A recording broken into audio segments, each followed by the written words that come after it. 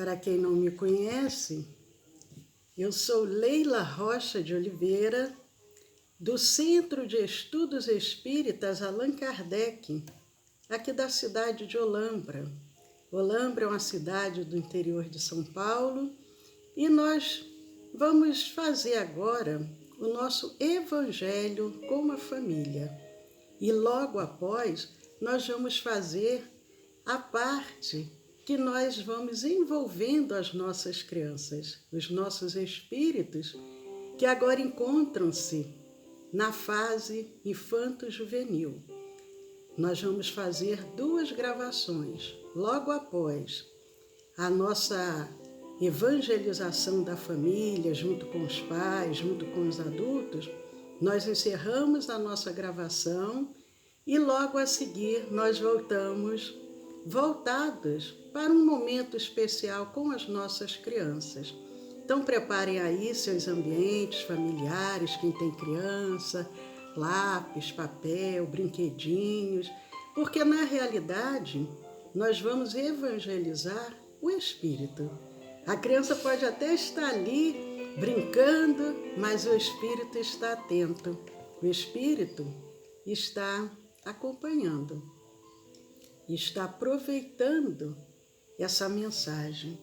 Nós vamos ler uma página desse livro Fonte Viva, que eu gosto muito, pelo benfeitor Emmanuel e pelo nosso venerável benfeitor Francisco Cândido Xavier, médium, que nos legou centenas de obras para que nós tivéssemos momentos sublimes ao folhear essas mensagens. E eu abri aqui no livro, ou melhor, na página 153, 153. Ouçamos. É uma passagem pequena, muito curta, que está no Evangelho de Marcos, no capítulo 1, versículo 20. E logo os chamou. E logo os chamou. Emmanuel se aproveita dessa pequena frase, e logo os chamou, desse pequeno versículo, e dali ele traz uma página belíssima que dá o título Ouçamos. E ele vem dizendo: em alguns círculos do cristianismo, semelhante passagem alusiva ao encontro do Senhor com os discípulos é interpretada simplesmente como um apelo do Cristo ao ministério religioso.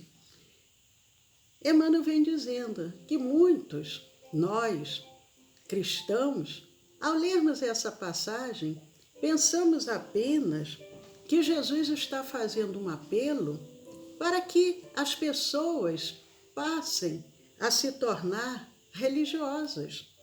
Mas ele vem dizendo, todavia, podemos imprimir-lhe significado mais amplo. Além desse chamado do Cristo para esse lado religioso, esse ministério religioso, esse trabalho, o trabalho do Evangelho, Emmanuel diz, podemos ampliar mais esse entendimento. Em cada situação do caminho, é possível registrar o chamamento celeste. Em cada situação do caminho. No templo familiar, onde surgem problemas difíceis, nós, muitas das vezes, pensamos em realizar grandes tarefas, e nos tornarmos missionários, irmos para regiões inóspitas para aliviar as dores, mas muitas das vezes, dentro do próprio lar, é onde há o maior número de problemas difíceis, que é necessário a nossa dedicação, a nossa paciência, a nossa perseverança para podermos transformar aquele lar e aqueles que ali se encontram, que no Evangelho segundo o Espiritismo, Allan Kardec nos fala. Há 2 tipos de famílias. Tem as famílias espirituais e as famílias corporais. As famílias corporais, muitas das vezes, são as que nós estamos agora compartilhando o mesmo teto. Mas para transformarmos em famílias espirituais, aonde ao desencarnarmos, nós levamos ainda conosco esse sentimento de amor, de fraternidade, é necessário, enquanto aqui estamos, sabermos burilar essas dificuldades. Ele diz também, ante o companheiro desconhecido que pede cooperação. O ministério religioso vai mais além, como nos diz Emmanuel. Auxiliar aquele companheiro que solicita, está necessitado, mas que muitas das vezes ele não vem até a nossa porta. Mas quando nós abrimos o nosso entendimento, a nossa visão espiritual, nós vamos procurando aqueles irmãos anônimos do caminho para podermos auxiliar, aliviar as suas dificuldades. À frente do adversário que espera entendimento e tolerância. E também é difícil. É muito fácil amarmos os nossos amigos, amarmos aqueles que compartilham dos mesmos gostos, dos mesmos pensamentos. Mas saber amar o inimigo, saber aquele que é o nosso adversário, que nos prejudica, que deseja muitas das vezes o nosso mal, e nós termos o entendimento e a tolerância, percebendo que é um irmão de caminhada, como nós somos, ainda com as suas imperfeições, com as suas limitações, mas que é um filho de Deus, nós vamos compreendendo, vamos entendendo, vamos tolerando, porque é um primeiro passo. Primeiro a gente tolera para ir exercitando ao longo do tempo o amor verdadeiro, a fraternidade, ao pé do enfermo, diz Emmanuel, ao pé do enfermo que aguarda assistência e carinho. E é tão difícil quando uma pessoa encontra-se enferma, muitas das vezes ela se torna rude, se torna agressiva, porque o incômodo da enfermidade a deixa vulnerável, revoltada, e nós termos essa fraternidade, esse carinho, essa compreensão, e muitas horas, madrugada, termos que estar ali, ao pé daquele leito, mas com boa vontade, com carinho, com entendimento, com orações dentro do nosso coração, para que aquele que ali se encontra possa aliviar os seus sofrimentos. Quantos cuidam de um enfermo, mas com revolta, com ódio, muitas das vezes?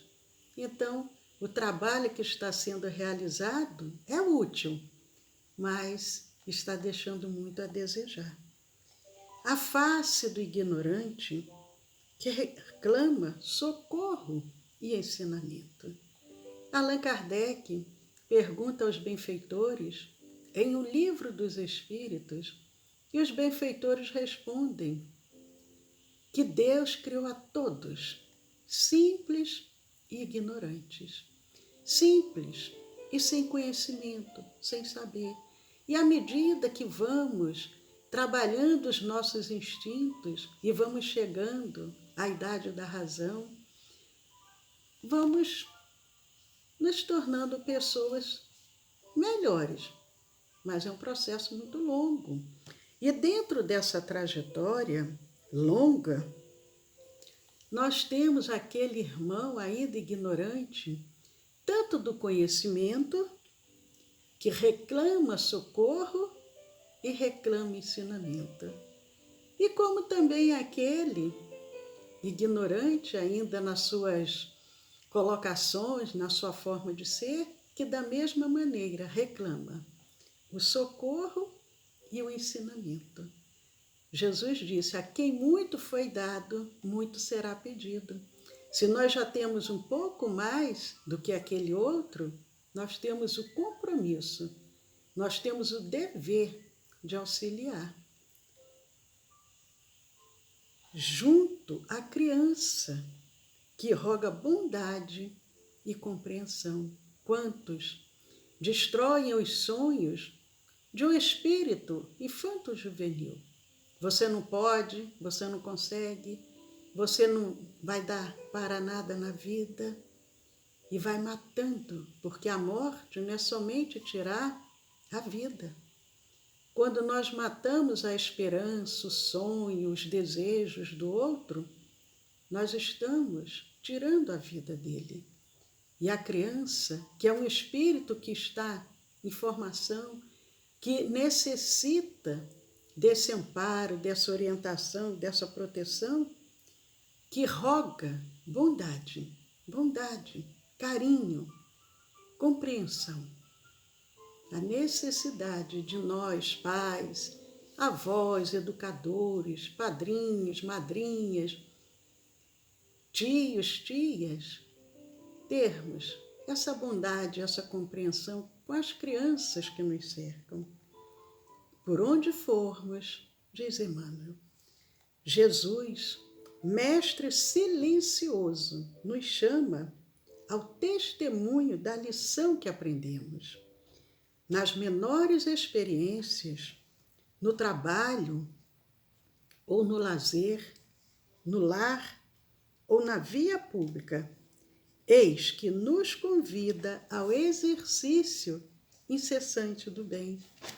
Muitos pensam: se eu pudesse, eu iria construir um orfanato, um asilo para os idosos, eu iria construir uma grande obra disso ou daquilo. Mas, nas menores atividades do nosso dia a dia, nos menores caminhos, nas menores experiências, Jesus espera de nós o exercício incessante do bem. É no lar, é no ambiente de trabalho, é na escola, na rua, dentro de um supermercado, em qualquer situação. E Emmanuel vem caminhando para o fim dessa mensagem tão bonita, nos dizendo que, nesse sentido, o discípulo do Evangelho, que somos todos nós, encontra no mundo o santuário de sua fé, na humanidade, a sua própria família. Repetindo, para que a gente possa registrar o que Emmanuel nos diz.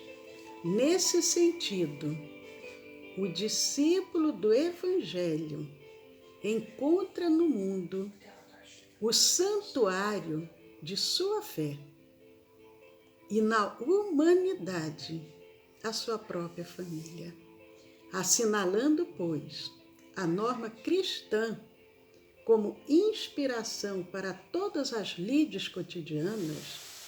Ouçamos a palavra do Senhor. Emmanuel diz: em todas as situações do nosso dia a dia, vamos nos inspirar no Evangelho. Em qualquer momento, estamos dentro do lar, estamos no ambiente de trabalho, vamos nos pautar sempre, seguindo essa norma cristã, seguindo sempre esse Evangelho do Cristo como uma inspiração para a nossa vida, para as nossas lides cotidianas. Ouçamos a palavra do Senhor em todos os ângulos do caminho, procurando segui-lo com invariável fidelidade, hoje e sempre. Tem um livro que se intitula mais ou menos assim: e se fosse Jesus? O que ele faria? Quando nós nos pautamos no nosso dia a dia, pensando assim: como Jesus se comportaria diante dessa situação? nós não tomaríamos decisões precipitadas, aprenderíamos a ouvir, aprenderíamos a calar, aprenderíamos a sentir e procuraríamos fazer com que toda a nossa trajetória fosse sempre pautada de forma equilibrada, de forma amorosa, e seria assim, toda a humanidade agindo dessa maneira, o paraíso, aquele paraíso que todos nós sonhamos e que de uma forma simbólica, lá na Gênese mosaica, no Antigo Testamento, vem falando sobre esse paraíso perdido. Quando todos nós agirmos assim, retribuindo sempre o amor, agindo de forma com o nosso companheiro, da maneira como nós gostaríamos que ele agisse conosco. E ele também fizesse reciprocamente isso. Nós estaríamos num ambiente de muita paz, de muita fraternidade. Aproveitando, mandar um abraço aqui para Leondina, para Sônia, para Niva, para Daniele, para Márcia, Janete, Mara Fernandes, Rosângela, que bom. Aqui, eu não sei bem o nome, mas está dizendo Gita, Josi Clara e Cecília, Max, Cristiane, eu acho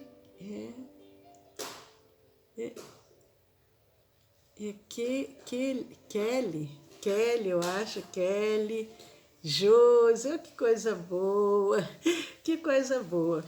Eu convido a todos vocês para daqui a pouquinho, no máximo 5 minutos, vamos estar de volta com a evangelização da criança e ao final nós vamos fazer a nossa vibração, o nosso passe magnético espiritual e a magnetização das águas, das medicações.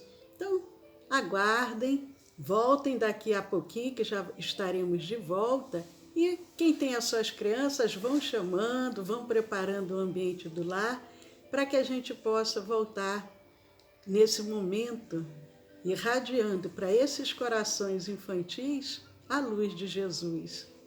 Um beijo e até daqui a pouco.